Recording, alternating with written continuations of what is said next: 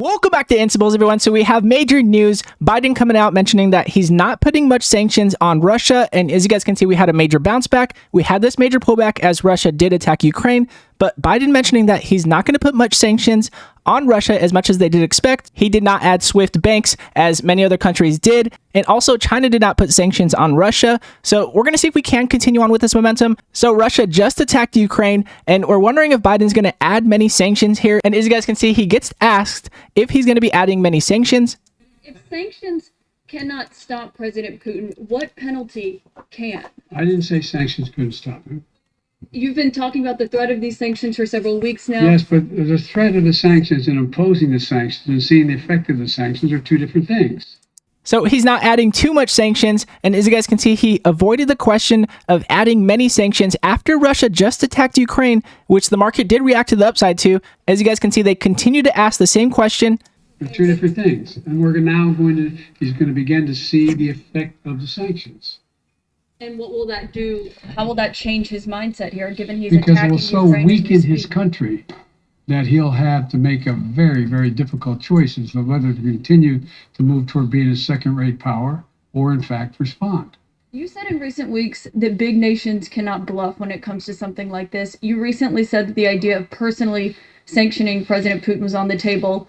Is that a step that you're prepared to take? And if not, it's not a bluff, it's on the table. Sanctioning President Putin? Yes. Why not sanction? So she asks, why not sanction him now? Because Russia just attacked Ukraine. What's the problem here? Are we going to add sanctions, or are we going to continue on bullish on the day after bouncing back nice on the day? Him today, sir. Why not sanction him today, sir? He avoids the question, and then the next person asks the same question in a different way here. Mr. President, if I can, you detailed some severe and swift new sanctions today and said the impact it will have over time. But given the full-scale invasion, given that you're not pursuing disconnecting Russia from what's called SWIFT, the international banking system, or other sanctions at your disposal, respectfully, sir, what more are you waiting for? Specifically, with the sanctions we've imposed exceed SWIFT. The sanctions we imposed exceed anything that's ever been done. The sanctions we imposed have generated 2/3 of the world joining us. They are profound sanctions. Let's have a conversation in another month or so to see if they're working. So he gives it a month to see if they're working. That means there's a lot of time between now and then. It looks like the U.S. is not adding too much conflict with Russia, which in my opinion is more bullish than bearish. We're going to see if we can continue on with this momentum, because if Russia continues to take Ukraine and they continue to attack and create more problems there, then we could have pullbacks in the market, but not quite as much pullbacks as if the U.S. were to get in conflict with Russia. We'll see what he has to say here about this. What's the risk that we are watching the beginning of another Cold War, and is there now a complete rupture in U.S. and Russian relations? There is a complete rupture right now in U.S.-Russian relations if they continue on this path that they're on. And in terms of a Cold War, that depends. You have the vast majority of the rest of the world in total opposition to what he's doing, from Asia to South America to Europe to around the world. And so it's going to be a cold day for Russia. The idea, you don't see a whole lot of people coming to his defense. And are you, if I could follow up, sir, are you urging China to help isolate Russia? Are you urging China to help isolate Russia? The reason why it's important that they ask about China here is because China flew 9 Air Force planes into Taiwan today. And again, this is right after Russia just took over Ukraine. I'm not prepared to comment on that at the moment. He did not want to comment on that. So India, which is a major defense partner of the United States, is India fully with you on the issue of Ukraine and Russia? So is India fully with you on the situation with Russia? Meaning, are they giving full sanctions in the way that India is? Does the Defense Department of the United States... So India is one of your major defense partners. Is India fully in sync with United States on Russia? We're in consultation with India today. We haven't resolved that completely. One more question. Okay, thank you all very much. Thank you. So we got a response. The response was that our troops are not going into Ukraine to help against Russia. And also, it looks like he's given it a month to see if we do have these sanctions affect Russia very much, which it looks like the market did react to the upside as we expected a lot worse. As you guys can see, we did bounce back. Now, the question is, what exact level do we need to break above to get that confidence to continue on up? Again, we did bounce back, but again, if Russia does mention anything about attacking Ukraine at a critical scale, possibly invade all of Ukraine, then we could have a pullback just like we did going into today. So where exactly do we need to break above? I'm going to go over the daily chart with you guys here. So as you guys can see, again, we did have this major pullback here with a large red candle to the downside. Again, this is a large momentum candle to the downside.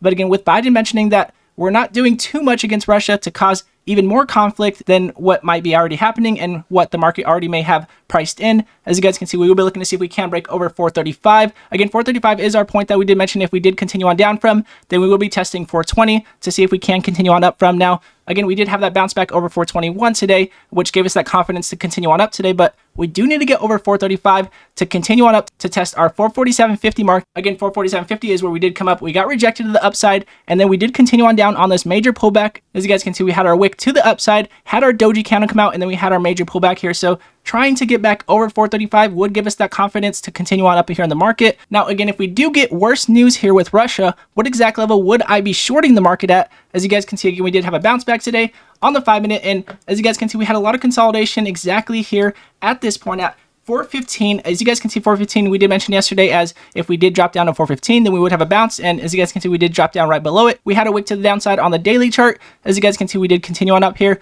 Now, if we do continue on again below 415, I would be looking to short at that point in time. If we did increase in sell volume, as you guys can see, we did mention yesterday, the reason why we did bounce back again, as you guys can see, again, we did have this major pullback on this volume previously leading into Powell and mentioning possibly 7 rate hikes that we may have this year. And we did have a bounce back from, as you guys can see, we had this increase in volume, and we had, again, that increase in volume today. We did continue to the downside, but we did not increase above our previous volume point, showing us that we could have a bounce today. And sure enough, we did get that bounce. Now, the question from here will be if we're going to continue on with volume here to continue on past our previous volume point to continue on down, or are we going to get some buy volume, continue to consolidate here and possibly have a bounce back, retest these levels, maybe even retest 435 and get rejected and then continue on down, depending on, again, what Russia does respond with and how exactly this Russian and Ukraine situation does go. And again, we do have China that did, again, enter Taiwan today. So we have to see exactly what happens with China and Taiwan. Hopefully nothing does happen. But the assumption here is that a lot of people do think that China may just invade Taiwan, just like we saw with Russia and Ukraine. So we will keep that on the watch, just looking to see if we can get back over 435,